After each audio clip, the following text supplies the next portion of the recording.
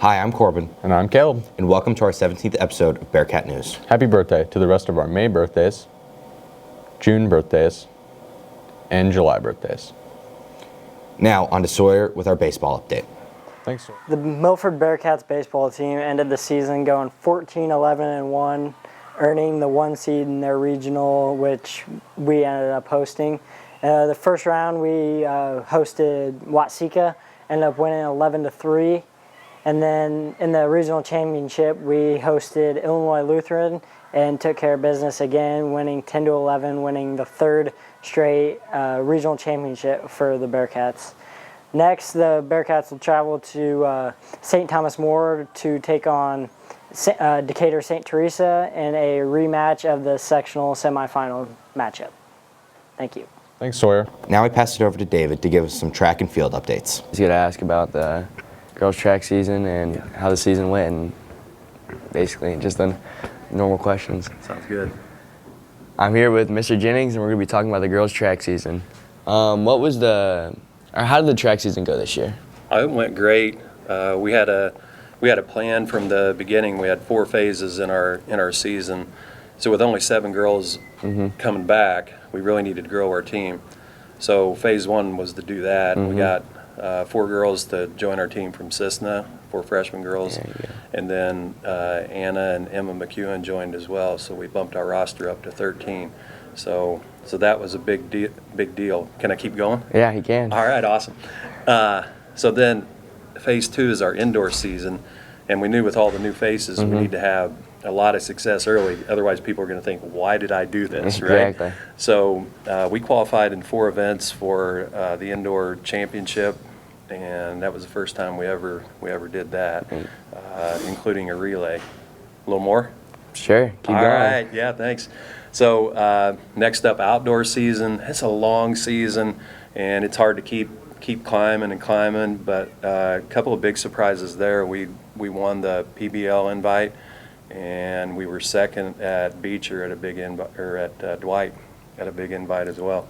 So that went well. And then in the postseason, we finished second in the conference, third at the sectional, and we had 10 girls that made all conference. We had 9 girls that were all county, qualified 4 events for the state championship, and then 2 state medals. So, man, I tell you what, we had a season. Yeah, sounds like a great season. What was the best memory you had from the season?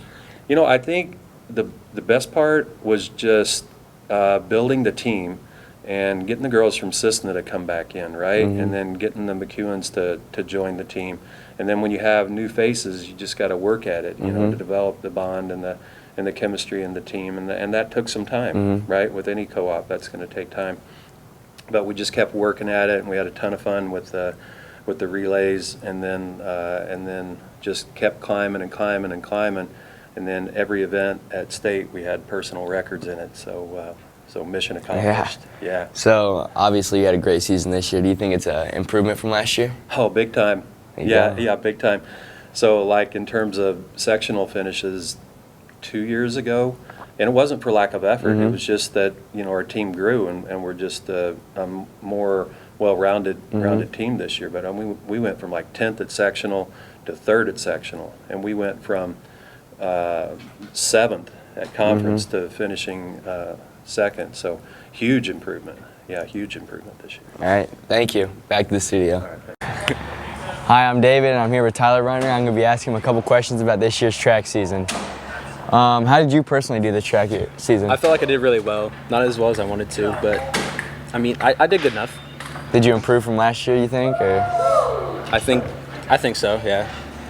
200 record, which obviously is improvement from everything. Yeah. Would you say setting the school record for the 200 is your biggest accomplishment this year? So far, yeah. That's what we like to hear. How do you think the boys did overall this season?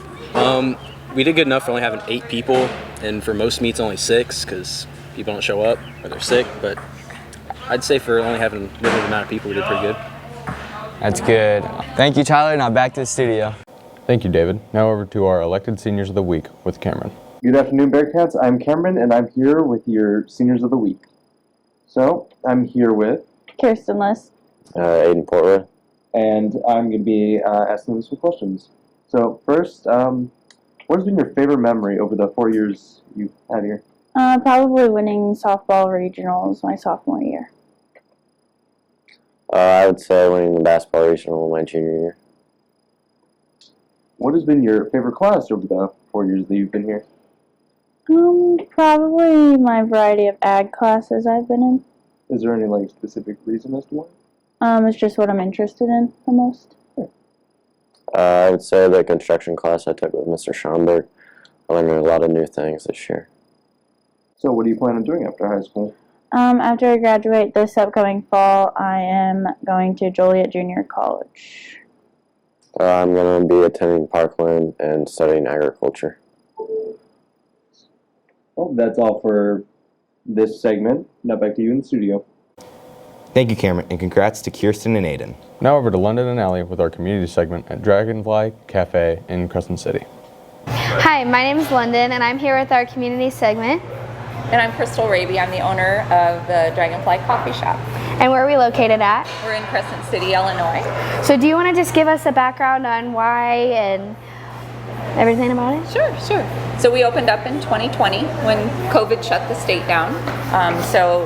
We were the only restaurant in the county with a drive-through that wasn't like fast food. And they allowed us to stay open during that time and serve our community. And that was why we're here, is we wanted to give our community somewhere to come and sit and visit and eat, have good food. I'm a nurse by trade, so I've been a nurse for about 40 years, and it was really important to me to offer healthy foods. So that's kind of why we put this together. What is the most popular food item that you get? The most popular is our breakfast. Everybody loves our breakfast bowls and our breakfast sandwiches. And they love our grill days. Those are coming up in June. So we grill outside. We have a smoker and a griller, and we grill outside, and then they love that. Yeah. Is there anything else you'd like to add? We are going to be doing music. It's going to be called Sunset Sessions, and so it's an acoustic set once a month, and people will be coming out and sitting on the lawn. You can, sit and enjoy some really, really wonderful music. So, all right, thank you. You're welcome. And now we're going to head it over to Preston, and he's going to tell us about her other business that she owns. I'm Preston here with Crystal in Crescent City, Illinois, and this is our other building and business that we own. It's called Now and Zen Yoga Studio and Wellness Center. As you can see, we do more than just yoga in here. We have silks, and so we fly around like in the aerial tricks, I guess you might want to say, but we also do yoga with the aerial silks, and we also do meditation in them. So you lay in them like a hammock, and then for an hour we do sounds and songs and meditation. So we also have Tabata here, which is a HIIT program. So it's for people who want to, really get their heart rate up and stuff. And then we also have the bar classes, which is taking ballet to get yourself into shape. And then we have chair yoga for people who need help with balance or are older. And we also have some dance, kind of like the old dancercise, and we have Tracy Kelch who teaches that, and then Kristen Berger teaches our other classes. So we've got a few yoga instructors, and I'm the aerial instructor and the yoga instructor too, so yeah. Okay. How long did it take you guys to open? Because I know COVID was a big issue. We opened the year before COVID here. Oh, really? This building was pre-existing, and so we took and put heated floors in and gutted it and remodeled it, and then we started building the coffee shop after that. So it took us a year to build the coffee shop, just about. Yeah. So we were here a year before COVID, so 2019. Okay. Yeah. And I had this yoga business by Dr. Yergler's for about 10 years before that. So, yeah. And we saw earlier, but why do you guys have alpacas? One of my yoga students, Michelle Wessels, she owns alpacas, and her and I were talking the other day, and someone asked me to do goat yoga, and I said, well, that's not probably going to work out there, but alpacas are a little bit more laid back and calm, so we thought, well, why don't we just do alpaca yoga? Okay. And so that's how that all evolved. Yeah. Well, thank you. Yeah, you're welcome. So we also do other things in here on the wellness side. So if you want to come with me, then we can go over to the other side of the studio.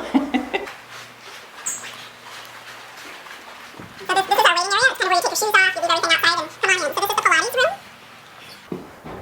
room. We do therapeutic Pilates in here as well as classes. So Christine Kelleher is the owner of More Than Core, and she has been practicing this and has about 7,000 hours of training. So all of our instructors have multiple hours of training. This is our massage room back here. I don't know if you guys can see back here. Hi, I'm here with Crystal's husband, Mark, and he actually built this building in the yoga studio, so I'm going to ask him, so how long did it take to build this?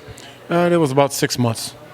So was it was it around COVID, or? It was just before COVID. We got it done before COVID, and we actually opened up the day they shut Illinois down. Oh, wow. So they got their certificate the day, about 1 o'clock in the afternoon, Yeah. governor shut her down. I bet that was typical. Yeah, but, yes it is. So have you seen like a lot of growth around here, like more people coming? And... Recently, yes, we've had an increase of customers coming in. Growth is in the city, not really any growth in the city, but houses have been selling quite easily around here, though. So there's nothing empty sitting around. So. All right, thank you. Yeah. Okay, who am I here with? You're here with Robert Bolin, and I am the cook here at Dragonfly Coffee House. All right, what is the most popular food that you make? It's definitely going to have to be chicken bacon ranch, either the flatbread, salad, or the sandwich that we make. How long have you been working here? Since last April. Do you like it? Oh, absolutely. I'm more of a morning person anyway, so I love it here. When is the busiest time of day? I'd have to say 11 to 12 during our lunch hours. What is the most popular lunch item? Either Asian chicken salad or chicken bacon ranch. People really like that chicken bacon ranch. You can't go wrong with it. I mean, you can't go wrong with chicken bacon ranch. Is there anything else you'd like to add about your job here? I've been cooking for a while, and this is probably one of the best jobs I've ever had. They kind of let me, take reins and cook how I want to here, and everyone seems to love it. So, yeah. That's great. Thank you. No problem. Thanks, London and Allie. Now we're going to hand it off to Janai with our Crosswalk Talk. Thanks, Anchors. For this week's episode, I interviewed seniors and some of the teachers. Let's check it out. My favorite memory has probably been like the homecoming activities, having classes with them. That's always been fun. Probably going and filming community segments for media class. Breaking records as a team and individually. Probably falling down the stairs as a freshman. That was pretty funny. I kind of forgot about that. Getting to be in yearbook or homecoming week. That's always fun. Sports I played, invested in a lot of time with the gang and getting stuff done. All the homecoming weeks. I'd probably say like the homecoming activities just because it's fun and you don't have to do schoolwork for a day. So eating lunch in Warfield's room. It's always been fun, and we've always made a lot of jokes. It's always been very funny. My favorite memory has been spending time with the cheer team and supporting all of our sports. Probably playing football. I really like esports. That was pretty cool. Okay, my favorite memory about high school, well, besides when I went to Donovan, the high school here is really nice. Like, the people are pretty cool. They definitely remind me of, like, the average jockey guys, but, it's fine. I don't associate with them, but they're pretty cool in their own right. So I like that there's a lot of diversity in here, and I appreciate that because, I'm kind of diverse myself, you feel.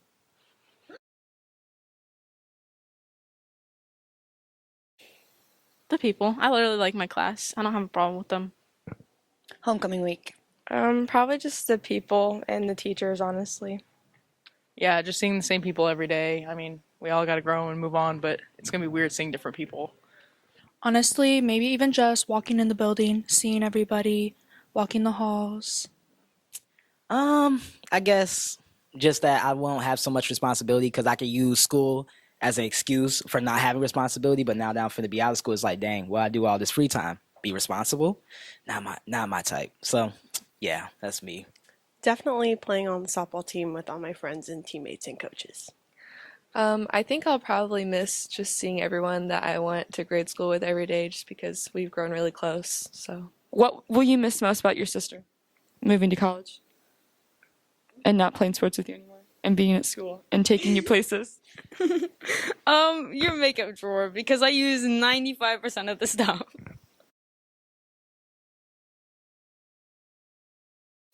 Well, this class was my first year. They were freshmen, so I just really enjoyed having them throughout their whole high school career. I will miss their energy and all their positive contributions to Milford High School. I think the class of 2023 has a lot of great personalities in the students, and so I will miss that. How dedicated they are to their studies. This class is like one of the first that I've seen like grow since sixth grade, all the way to where you are now, and seeing the people that you've become. I'll miss that, but I'm happy to have experienced it and watch all of you grow. So All of you guys are just so great. I've had a lot of fun with you guys this year, so I'm just going to miss everybody. Thanks, Janai, for answering questions. Back to you in the studio. Thanks, folks. Now up to Drake with the 15-second challenge. I'm here for the 15-second interview, and who am I with? Gavin Shunky. Okay, Gavin. Today's topic is name as many NBA basketball teams you can in 15 seconds. Ready? Go. 76ers, Bucks, Bulls, Heat, Cavs, Lakers, Wizards, Warriors, Nuggets, I'm blanking right now, dog. Thunder. This is harder than that. Bulls, Cavs, Warriors, Celtics, Bucks, Heat, Lakers, Grizzlies, Nuggets, Jazz, Thunder, Spurs. We thank you to everyone for tuning into this episode. We'll see you next year for season 5. What has been your favorite? Why? Every time. Robert Bolin. Robert. Okay. Which one do I look at? Okay, then how do I? And we're in Crescent City. Oh my God. I hope you know that's being recorded right now. With this shirt on. Oh, that's funny. And being late to class. Yeah. Being late. That's you. What will be your most... Wait. Favorite thing, we're gone.